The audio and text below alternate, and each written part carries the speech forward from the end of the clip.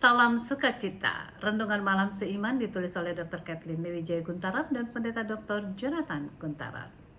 Judul renungan malam pada malam hari ini adalah memilih untuk tidak sakit.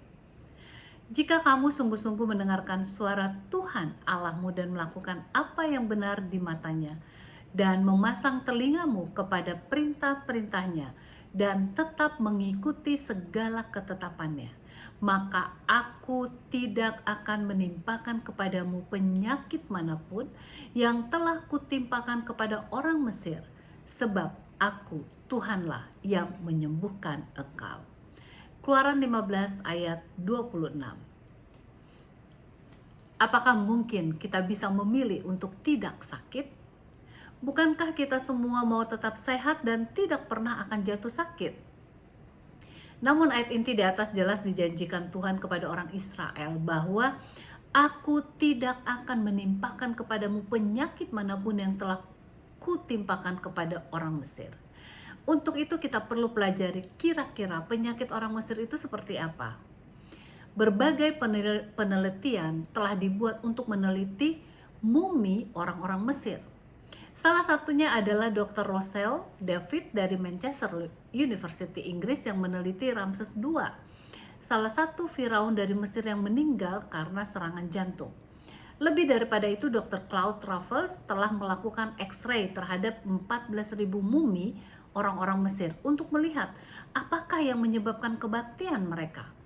Ternyata setelah melakukan berbagai pemeriksaan dari mumi tersebut, mereka menarik kesimpulan penyebab dari kematian orang-orang Mesir tersebut adalah penyakit jantung, kanker, artritis, obesitas, tekanan darah tinggi, rematik, dan penyakit kelamin yang menular.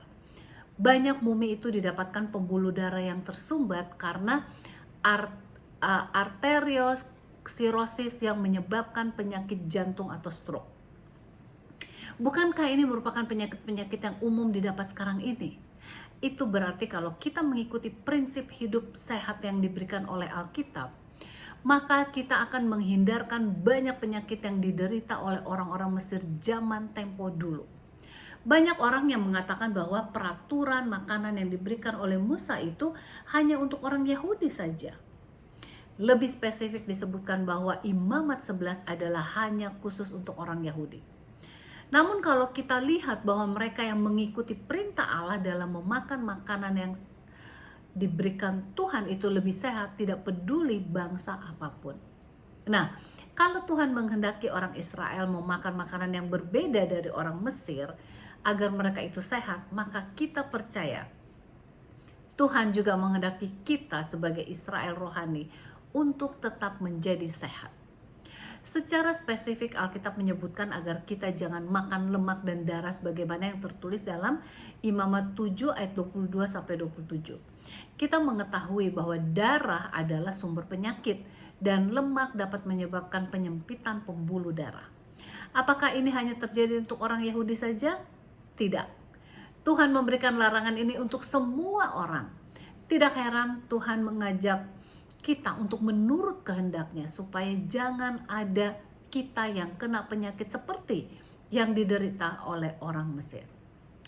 Kiranya firman ini akan menjadi pilihan kita masing-masing sehingga kita tidak jatuh sakit dan hidup sehat sampai nama Tuhan dapat dimuliakan melalui kesehatan kehidupan kita.